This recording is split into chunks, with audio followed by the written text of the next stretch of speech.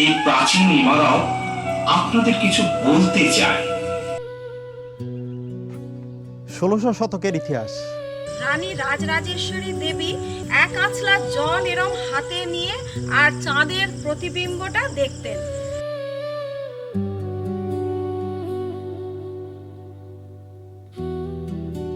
কটেজের সামনে একটা খাটিয়া দেওয়া, যিনি শুয়ে আছেন দেখুন, আরাম করছেন। আর এই যে জানলাগুলো ঠিক একবারে রাজস্থানী কটেজের মতোই।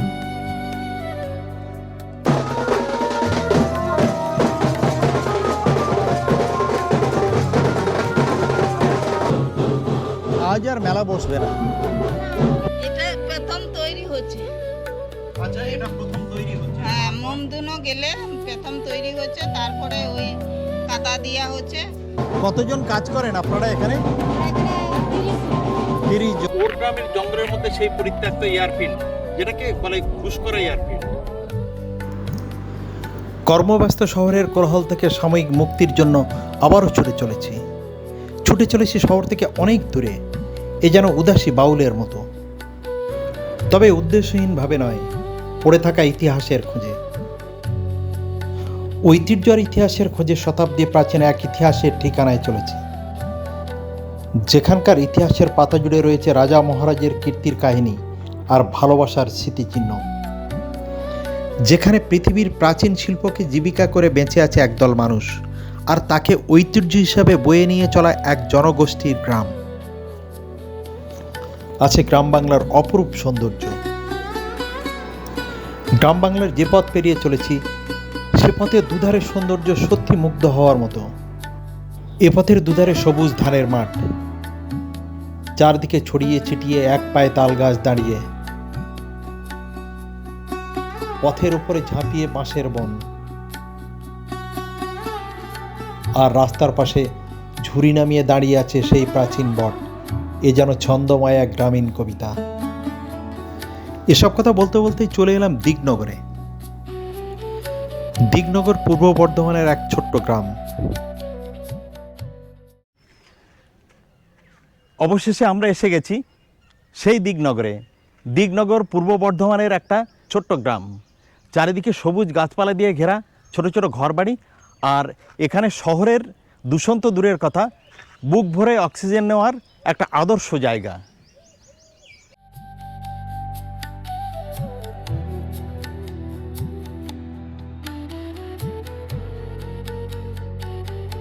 আর এই দিগনগরেই শতাব্দী প্রাচীন ইতিহাসের সেই ঠিকানা। এসে গেল ওয়েলকাম ড্রিঙ্কস। একবারে গরমের মধ্যে এসেই এক গ্লাস ওয়েলকাম ড্রিঙ্কস পাওয়া মানে দারুণ ব্যাপার। আরও এক গ্লাস অবশ্য মৌসুমীর জন্য। ১৬০০ শতকের কথা। মহারাজ কীর্তিচাঁদ রায় ছিলেন এই দিগনগরের জমিদার। তার রাজত্বকালে এখানে শিল্প স্থাপত্য এক চরম উৎকর্ষ লাভ করে। তার আড়ালেও গড়ে উঠেছিল এক অমর ভালোবাসার কাহিনী।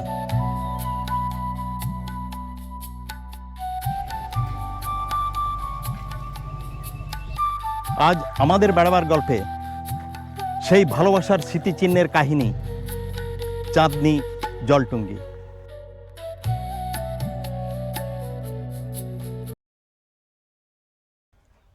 চলুন সেই ইতিহাসের খোঁজে।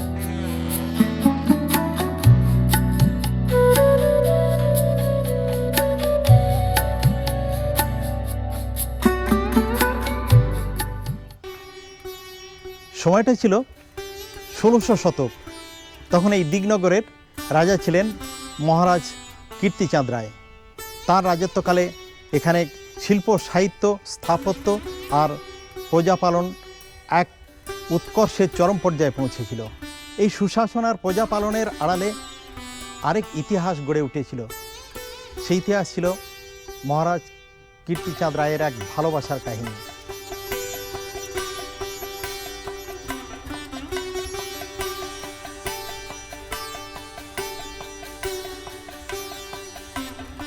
মহারাজ কীর্তিচাঁদ রায় বিবাহ করেছিলেন সিন্ধু প্রদেশের বনেদি ব্যবসায়ীর কন্যা রাজরাজেশ্বরী দেবীকে। বিবাহ হওয়ার পরে রানীমা আসেন এই বঙ্গের দিগনগরে। কিন্তু এখানকার সাথে তিনি তার বাপের বাড়ির কোনো মিল খুঁজে পাননি। সদাই বিমর্ষ থাকতেন রানীমা, কারণ এখানকার সাথে বাপের বাড়ির দেশের কোনো সাদৃশ্যই ছিল না।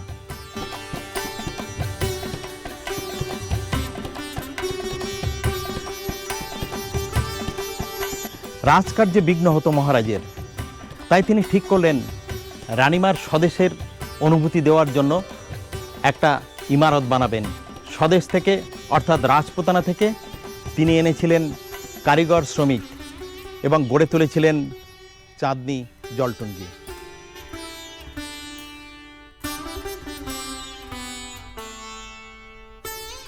এখানে কথিত আছে যে রানী রাজরাজেশ্বরী দেবী নাকি এই জল থেকে এক আঁচলা জল নিয়ে পূর্ণিমার রাতে উনি চাঁদের প্রতিবিম্বটা ওই এক আঁচলা জলে উনি দেখতেন।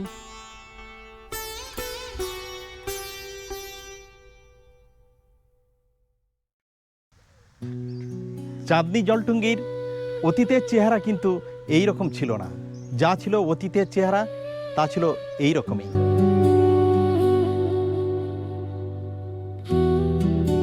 ক্ষয়িষ্ণুতায় তা নষ্ট হয়ে গেছিল। পরবর্তী সময়ে বহু সংস্কারের মাধ্যমে তার বর্তমান রূপ আজ এই রকম।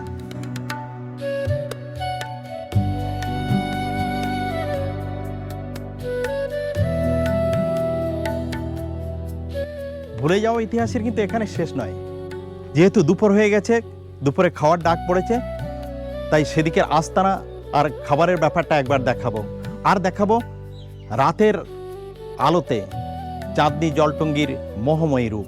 ডোকরা গ্রাম আর গুসকরা এয়ারফিল্ড ঘুরে আসার পর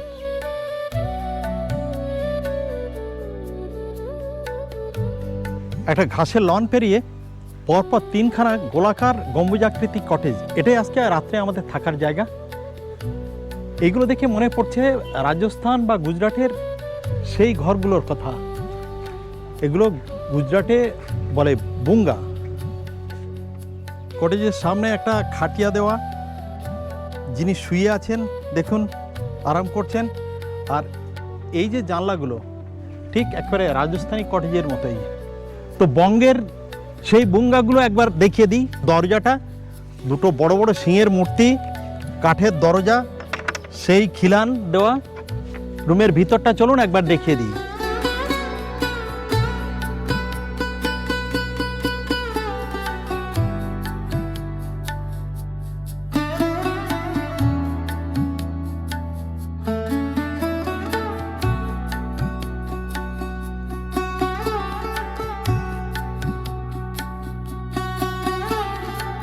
ঘরটার চারিদিকে দেখে একটা দারুণ রাজস্থানী অনুভূতি পাচ্ছি।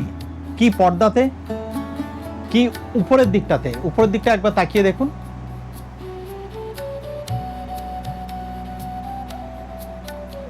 একটা সেন্টার টেবিল রাখা আছে, একটা ছোট্ট সোফা, একটা ফ্রিজার, বিছানার চাদর, বালিশের কভার, আর সামনে ছবিগুলো। দরজার উপরে সেই ছোট ছোট পুতুলগুলো রাখা আছে, রাজস্থানী পুতুল। পুরো জিনিসটা এক ঝলকে দেখেই মনে হবে রাজস্থানের কোনো একটা কটেজে আছি। ওয়াশরুমটাও একবার দেখিয়ে দিই। বেশ বড় সাইজের, কমোড থেকে আরম্ভ করে গরম জলের ব্যবস্থা, বেসিন, এবং সবথেকে বড় জিনিস যেটা ভীষণ পরিষ্কার পরিচ্ছন্ন। এখানে একটা সেন্টার টেবিল, তার উপরে আবার একটা মাদুর দেওয়া, টাওয়েল, সাবান, শ্যাম্পু দেওয়া আছে। এখানে থাকা খাওয়া, তার কত খরচ, তার যাবতীয় তথ্য আমরা অবশ্যই আপনাদের দেব, তবে ভিডিওটা দেখতে থাকুন। এবার চলুন খাবার টেবিলে, দেখা যাক সেখানে কি ব্যবস্থা আছে। রাজার জায়গা, তাই দুপুরে খাবারও এলাহি ব্যাপার।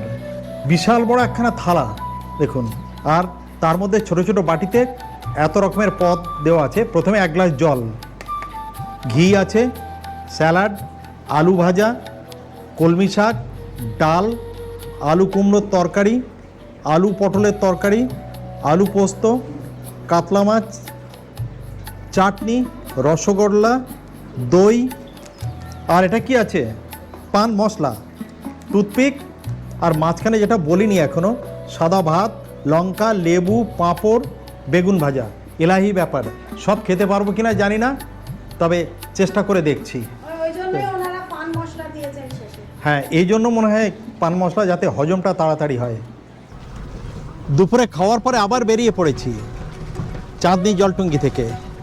এখান থেকে আমরা যাব প্রথম ডোকরা গ্রাম, আর সময় থাকলে সেখান থেকে যাব গুসকরা এয়ারফিল্ড। তো দুধারে গ্রাম বাংলার রূপ দেখতে দেখতে আমরা এগিয়ে যাচ্ছি। বেলা পড়ে এসছে, গরম যদিও আছে, কিন্তু যেতেই হবে।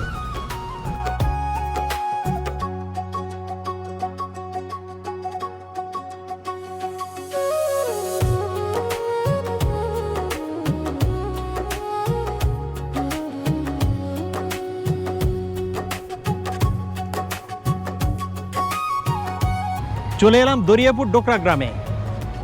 এই তার গেট, আর ভিতরে এই মাঠটাতে মেলা বসে। ডোকরা শিল্প মূলত হারানো মোম ঢালাই শিল্পকর্ম নামে এক বিশেষ শিল্প পদ্ধতি, যেটার মাধ্যমে এই শিল্পের মাহাত্ম্য ফুটে ওঠে। এই শিল্পের মূল উৎস মধ্যপ্রদেশের বাস্তার, যেটা এখন ছত্তিশগড় নামে পরিচিত। তো আজকে আমরা খুব বেশি হয়তো দেখতে পাবো না। এখানে একটা বিয়ের অনুষ্ঠান চলছে। ঠিক আছে, যাই ভিতরে, কতটুকু দেখতে পাই, তারপরে আপনাদের দেখাবো।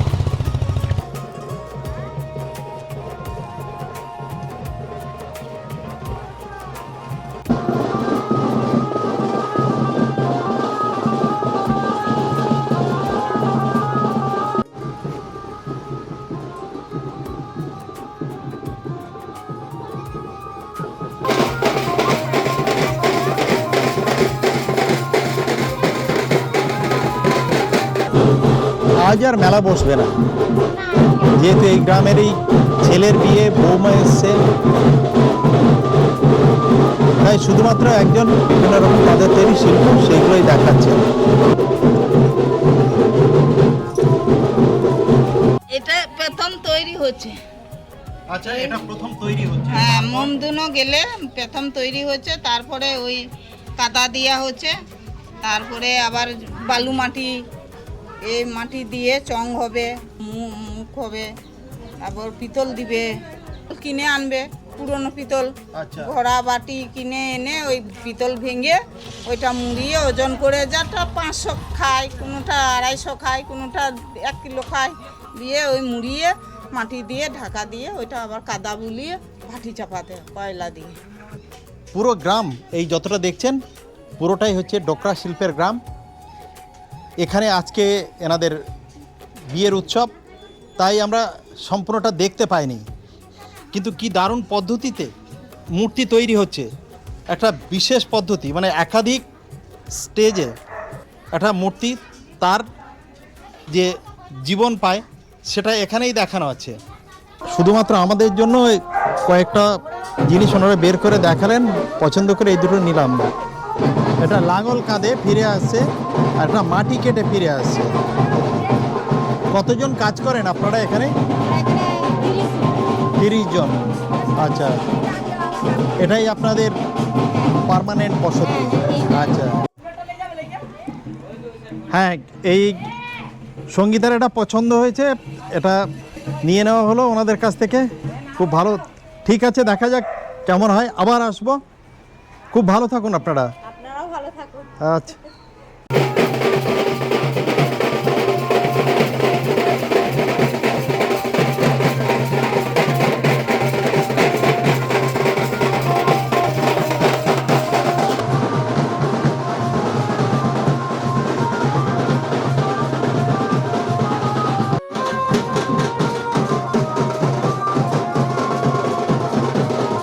ডোকরা গ্রাম দেখে ফিরে যাচ্ছি।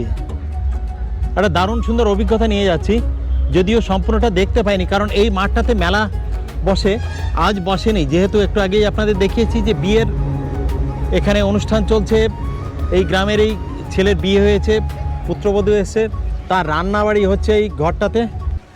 আজও বেঁচে আছে গ্রামের সেই ফেরিওয়ালা। হরেক রকম কি নেই এখানে, কি কি আছে বলুন?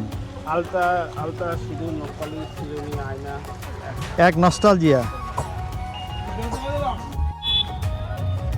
চাঁদনি জলটুঙ্গি থেকে এই ডোকরা গ্রামের দূরত্ব 4 থেকে 5 কিলোমিটারের মধ্যে, খুব বেশি দূর নয়।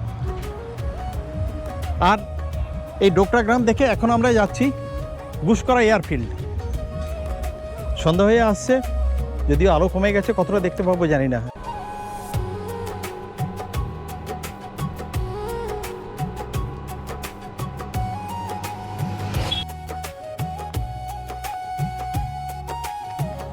মাঠের শেষে সূর্য ডুবে যাওয়ার পালা।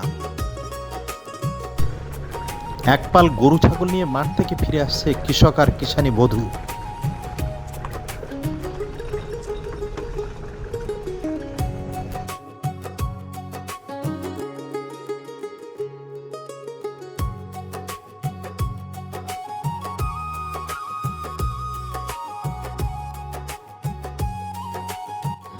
আবারও সমস্যা, টোটোর ব্যাটারি শেষ, বাধ্য হয়ে পায়ে হাঁটা শুরু। যাই হোক, এও এক দারুণ পাওনা। অনেকদিন পর গ্রাম বাংলার লাল মেঠো পথ ধরে সবাই মিলে একসাথে হেঁটে চলেছি। এ পথ জনমানবশূন্য ওর গ্রামের জঙ্গলের দিকেই চলে গেছে। বেশ ভালোই লাগছে। বেঁকে যাওয়া পথ হারিয়ে গেছে দূরে তাল বনের ফাঁকে। এমন একটা গোধূলি বেলায় এই জনমানবহীন প্রান্তরে মেঠো মোরমের পথ ধরে চলার আনন্দ অনেক দিনই মনে থাকবে। অনেকখানি যাত্রা পর অবশেষে এসে গেলাম ওর গ্রামের জঙ্গলের মধ্যে সেই পরিত্যক্ত এয়ারফিল্ড, যেটাকে বলে গুসকরা এয়ারফিল্ড। এর চারদিকটাই সেই এয়ার স্ট্রিপগুলো ছড়িয়ে আছে দীর্ঘ 16 বর্গ কিলোমিটার জুড়ে। একটা ওই দিকে, কিছুটা এই দিকে, আর হ্যাঙ্গারগুলো এই দিকে। সালটা 1944-45 সাল। সারা পৃথিবী জুড়ে তখন দ্বিতীয় বিশ্বযুদ্ধের দামামা। জাপান দখল করল রেঙ্গুন। পূর্ব এশিয়াতে বার্মা হয়ে উঠেছিল যুদ্ধের কেন্দ্রভূমি। জাপানি সেনার গতিবিধি লক্ষ্য করতে মার্কিন বায়ুসেনা স্ট্র্যাটেজিক পয়েন্ট হিসেবে বেছে নিয়েছিল এই জায়গাকে। ভারতবর্ষে তখন ব্রিটিশ রাজত্ব।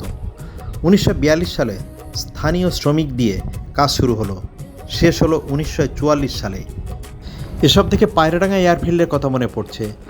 আমাদের চ্যানেল বেড়াবার গল্পে জঙ্গলমহলের ভিডিওতে সেই পায়রাডাঙ্গা এয়ারফিল্ডের উল্লেখ আছে। সেদিনের মার্কিন বায়ুসেনা দ্বারা ব্যবহৃত এই সেই যুদ্ধ বিমানগুলি। পরিত্যক্ত বিমান ঘাঁটি আছে, কিন্তু পরিত্যক্ত এই বিমানগুলি আর নেই। যারা বেঁচে আছে ইতিহাস আর ছবির পাতায়।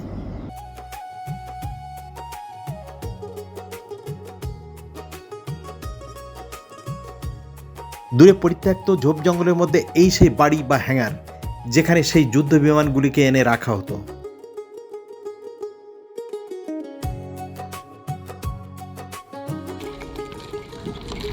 চারিদিকে আজ আর অবশিষ্ট খুব একটা কিছু নেই, শুধুমাত্র ঝোপ জঙ্গল আর সেই পরিত্যক্ত এয়ার স্ট্রিপ ছাড়া আর বিশেষ কিছু দেখতে পাচ্ছি না। ফেরার পথে স্থানীয় জগন্নাথ মন্দিরে গেলাম। মন্দিরের চারদিকটা বেশ শান্ত এবং নিরিবিলি পরিবেশ। পুজো শেষ হয়ে গেছে, তাই মন্দির দর্শন করে নিজেদের আস্তানায় ফিরে এলাম। ঘরে ফিরে চায়ের পর্ব শেষে রাতের চাঁদনি জলটঙ্গি দেখতে চললাম।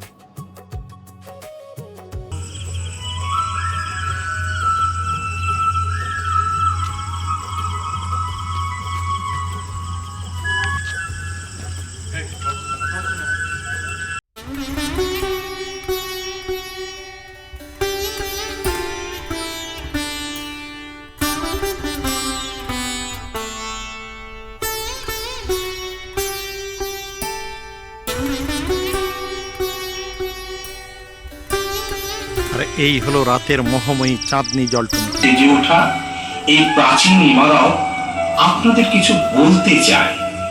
ইট, কাঠ, পাথরের। বেশ, তাহলে গল্প শুরু করি। আজ শোনাচ্ছি এই জলটুঙ্গি আর চাঁদনির গল্প।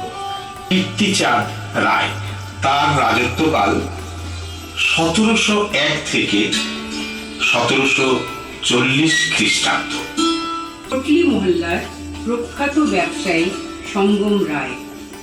এখানে একটি প্রাসাদ নির্মাণ করা হয়েছিল। এই চাঁদনি আর জলটুঙ্গি ছিল সেই প্রাসাদেরই অংশ। সাধারণত দিঘি বা নদীর ঘাটে চাঁদনি তৈরি করে দেওয়া হয়।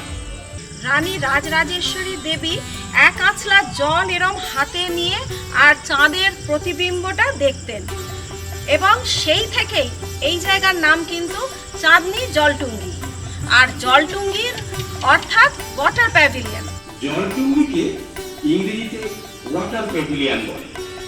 জলের দৃশ্য উপভোগ করার জন্য আমাদের দেশের নানা প্রান্তে সুন্দর সুন্দর ওয়াটার প্যাভিলিয়ন নির্মাণ করা হয়েছে। মহারাজা কীর্তিচাঁদ রায় শুধুমাত্র এই জলটুঙ্গিতে অবসর বিনোদন বা ছুটি কাটাতে আসতেন তা নয়, এই আলোয় তারা একে অন্যের সান্নিধ্য উপভোগ করতেন।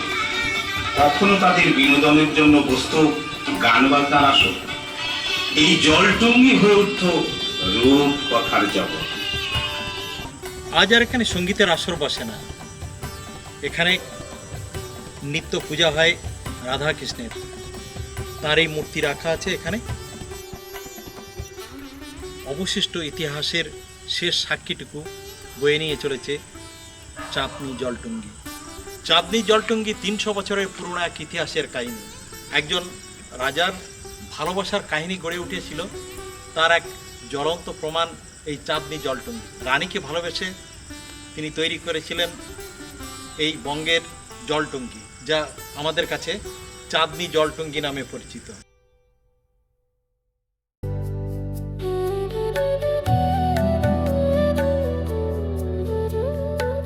বঙ্গের এই এক টুকরো রাজস্থানকে আমাদের বেশ ভালো লেগেছে, আশা করি আপনাদেরও খুব ভালো লাগবে।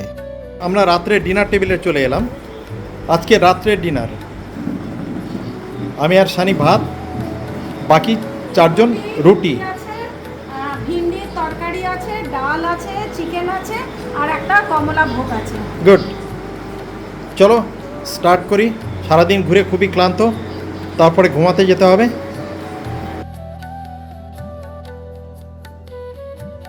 আজ ঘরে ফেরার পালা, তাই স্থানীয় গ্রাম বাংলা আর চাঁদনি জলটুঙ্গির চারদিকটা একবার ঘুরে দেখলাম।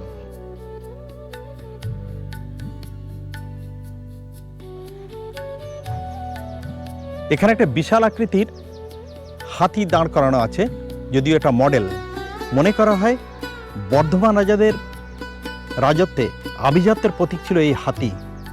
যদিও জং বাহাদুর নামক এক হাতির ইতিহাস জড়িয়ে আছে এই রাজত্বের সঙ্গে, সে এক দীর্ঘ ইতিহাস। সকালে ব্রেকফাস্টের টেবিলে এসে গেছি, তবে জমজমাট ব্রেকফাস্ট। লুচি, ডিম, কলা, আলুর তরকারি, তার সাথে একটা ল্যাংচা। বেশ জমে উঠেছে ব্রেকফাস্ট। আর জায়গাটা বেশ ভালো, কারণ যেখানে বসে খাচ্ছি তার বাইরেটা একবার দেখাই। একেবারে ধান ক্ষেত, যতদূর দেখতে পাচ্ছি ধান ক্ষেত, আর ধান ক্ষেত পেরিয়ে ওপারে সেই সবুজ গ্রাম। চাঁদনি জলটুঙ্গিতে থাকা এবং খাওয়ার টোটাল খরচাটা কীরকম? এই যে কটেজগুলোতে আমরা আছি, এটা যদি নন এসি হয় তাহলে 1600 টাকা, আর যেহেতু আমরা এসি রুম নিয়েছি এটা 2000 টাকা উইথ জিএসটি। আর খাওয়ার খরচ মাথা পিছু 700 টাকা, প্যাকেজ 4 বেলা খাওয়া। এই হচ্ছে টোটাল খরচ। চাঁদনি জলটুঙ্গির অতিথেয়তা আর অভিজ্ঞতাটা খুবই ভালো। আজকে ফিরে যাচ্ছি, তবে সবথেকে ভালো লেগেছে চাঁদনি জলটুঙ্গিকে। আর এখানে যারা আছেন, বিশেষ করে চন্দনবাবু বা ওনাদের যে সহকর্মীরা আছেন, খুব ভালো। যে কথাটা শুধু বলবো, আপনি শুধু একটু বলে দিন। আমরা তো এসছি দুর্গাপুর হাইওয়ে ধরে, আর অল্টারনেট যে রাস্তা আছে সে কিভাবে আসা যায় এখানে? আপনারা বর্ধমান থেকে 108 মন্দির দিয়ে ওরগ্রাম হয়ে এই চাঁদনি জলটুঙ্গিতে আসতে পারবেন। হ্যাঁ। আর এছাড়া আমরা লোকেশন দিয়ে দিই, যদি আপনি আসতে চান আমাদের লোকেশনটা আমরা সঙ্গে সঙ্গে, আমি যদি হোয়াটসঅ্যাপে আমরা পাঠিয়ে দিই। অসংখ্য ধন্যবাদ, আবার দেখা হবে। বেশ, আবার আসবেন সকলেই। 300 বছর আগের হারিয়ে যাওয়া সেই ভালোবাসার স্মৃতিচিহ্ন কেমন লাগলো আপনাদের? অবশ্যই ভিডিওতে কমেন্ট করে জানান। আর কেমন লাগলো ডোগরা শিল্পের ইতিহাস আর অরণ্যের অন্ধকারে পড়ে থাকা সেই গুসকরা এয়ারফিল্ড? যদি ভিডিওটা ভালো লাগে, একটা লাইক, শেয়ার আর সাবস্ক্রাইব করার অনুরোধ রইল। তবে আজকে এখানেই, দেখা হবে পরবর্তী ভিডিওতে।